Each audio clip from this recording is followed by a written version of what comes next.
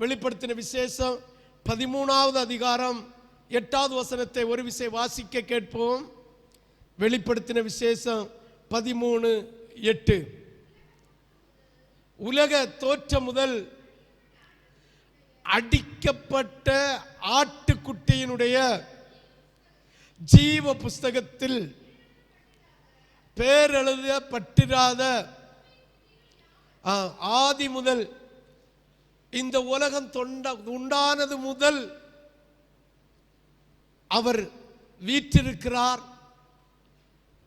அவரை அறியாமல் அநேக ஜனங்கள் இதய கண் குருடாக்கப்பட்டிருந்ததுதான்.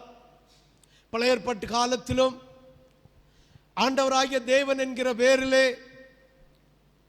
இந்த ஜனங்களுக்கு வெளிப்பட்ட ஒரு தெய்வம் கர்த்தராகிய இயேசு கிறிஸ்து.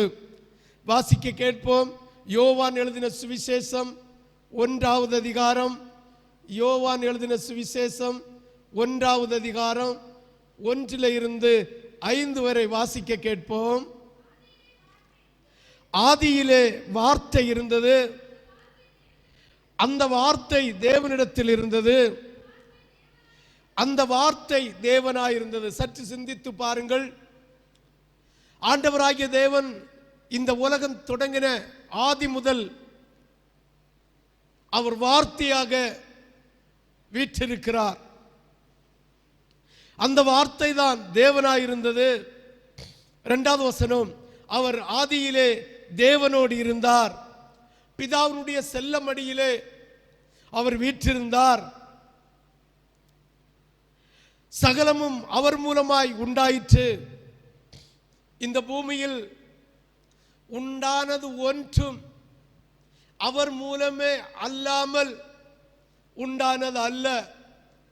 உண்டானது சகலமும் அவர் மூலமாய் உண்டாயிற்று. உண்டானது ஒன்றும் அவராலே அல்லாமல் உண்டாகவில்லை. அப்ப எசேக்கியா ராஜாவுக்கு சுகத்தை கொடுத்த தெய்வம் நம்முடைய கர்த்தராகிய இயேசு கிறிஸ்து. ஏனென்றால் 4வது வசனத்தை வாசியுங்கள். அவருக்குள் ஜீவன் இருந்தது. அந்த இயேசுவுக்குள்ள ஜீவன் இருந்தது. அந்த ஜீவன் மனுஷனுக்கு ஒளியாயிருந்தது. அந்த ஜீவன் மனுஷனுக்கு ஒளியாய் இருந்தது. அந்த ஒளி இருளிலே பிரகாசிக்கிறது, இருளானது அதை பற்றி கொள்ளவில்லை. ஆண்டவராகிய இயேசு கிறிஸ்து எந்த இடத்தில் இருக்கிறாரோ அங்கு பிரகாசம் உண்டாகும், அங்கு வெளிச்சம் உண்டாகும். ஒருவேளை குடும்பத்தில் இருக்கலாம், ஒருவேளை சபையில் இருக்கலாம், இல்லாவிட்டால் தேசத்தில் இருக்கலாம். அவர் எங்கு இருக்கிறாரோ அங்கு இருள் சூழ்ந்து கொள்வதில்லை. அங்கு அவருடைய வெளிச்சம் பற்றி பிடிக்கும். ஆமென் சொல்லலாமே. உற்சாகமா ஒரு அல்லேலூயா சொல்லலாமே. முழு இருதயத்தோடு ஒரு அல்லேலூயா சொல்லலாமே. ஆண்டவராகிய தேவன் எந்த இடத்துல வீற்றிருக்கிறாரோ அங்கு ஜீவன் உண்டு.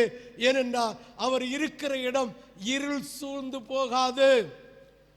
அவர் வெளிச்சத்தில் இருக்கிற தெய்வம், அவர் வெளிச்சமாய் இருக்கிற தேவன். அவர் விருப்பப்படுகிற பிள்ளைகளுக்கு வெளிச்சத்தை பிரகாசிக்க பண்ணுகிற தேவனாய் இருக்கிறார். ஹல்லேலூயா, ஹல்லேலூயா. அந்த இயேசுதான் இன்னைக்கு நம்மோடு வாசம் செய்கிறார். 9 வாசியுங்கள். உலகத்திலே வந்து எந்த மனுஷனையும் பிரகாசிக்கிற ஒளியே அந்த மெய்யான ஒளி. ஆண்டவராகிய தேவன் எங்கு இருக்கிறாரோ அவர் வெளிச்சம், அவருடைய வெளிச்சம் அந்த இடத்தை நிரப்பிக் கொண்டிருக்கும். இருள் அவர்களை பற்றி கொள்ளாது. அந்த இருள் பற்றி கொள்ளாதது நிமித்தம் எந்த மனுஷனையும் ஒளியாக வெளிச்சத்துக்குள் நடத்துகிற மெய்யான ஒளி அவர்தான். அவர் உலகத்தில் இருந்தாரா? உலகம் அவர் மூலமாய் உண்டாயிற்று. அவர் உலகத்தில் இருந்தார். உலகம் அவர் மூலமாய் உண்டாயிற்று. உலகமோ அவரை அறியவில்லை. இந்த காலத்திலும் ஆண்டவராகிய இயேசு கிறிஸ்து நமக்காக சிலுவையில் அறையப்பட்டார், நமக்காக இரத்தம் சிந்தினார், நமக்காக அவருடைய சரீரம் கிழிக்கப்பட்டது, நமக்காக அடக்கம் பண்ணப்பட்டார், நமக்காக சாவை வென்று 3ஆம் நாள் உயிர்த்தெழுந்து நமக்கு எல்லாருக்கும் ஜெகஜோதியாக விளங்கின தெய்வமாகிய இயேசு என்பதை இன்று அநேகவர் அறியாமல் இயேசு அல்லாத ஜனங்களுக்கும் இயேசுவை அல்லாத மனுஷர்களுக்கு வணக்கத்தை செலுத்துகிறார்கள், வணங்குகிறார்கள், கும்பிடுகிறார்கள், ஆராதிக்கிறார்கள், துதிக்கிறார்கள். ஆனாலோ கர்த்தராகிய இயேசு கிறிஸ்து மட்டும்தான் நமக்கு மெய்யான ஒளியாயிருக்கிறார் என்பதை தெரியாததை போல, தெரிந்து கொள்ள முடியாததை போல, கண் குளிராக்கப்பட்டவர்களைப் போல இருக்கிறார்கள். அவர் உலகத்தில் இருந்தார், உலகம் அவர் மூலமாய் உண்டாயிற்று, உலகமோ அவரை அறியவில்லை.